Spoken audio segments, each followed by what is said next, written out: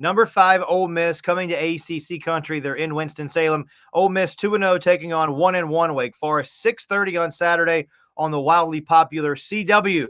The Rebels, a 23-point favorite in this contest. Yeah, Chris, this game is both exciting and scary for Wake Forest. It's exciting because the Demon Deacons do not have many victories over top 10 opponents, and I mean in the history of their football program.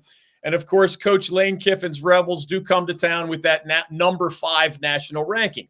So by that standard, it would be one of the biggest regular season wins for the Deacons, certainly in their 71-year history as Atlantic Coast Conference members, if they can somehow pull it off on Saturday evening.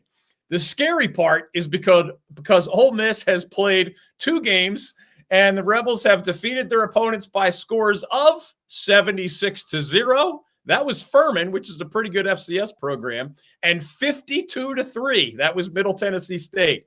It is also scary because Wake has some significant questions on the defensive side of the ball, and the Rebels have one of the most prolific quarterbacks in all of college football in a guy named Jackson Dart.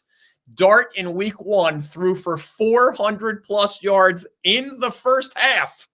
And in week 2, he set the all-time Southeastern Conference record for consecutive completions.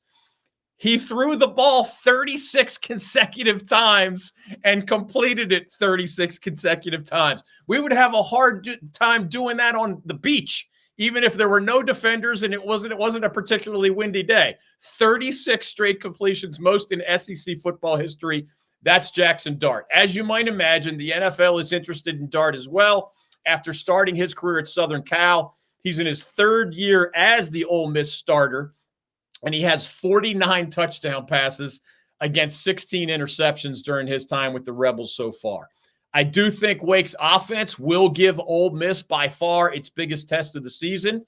Hank Bachmeier is a 6th-year college player and a really smart QB for the Deacs.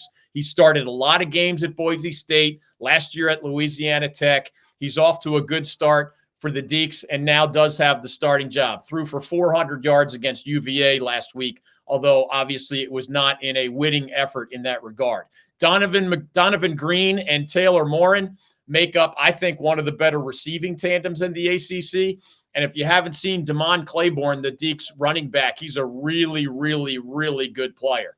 We'll see how Wake's blocking holds up against an SEC defensive front. That didn't go so well for the Wolfpack against Tennessee. And I have no idea how Dave Clawson's defense is going to slow down that Ole Miss offense.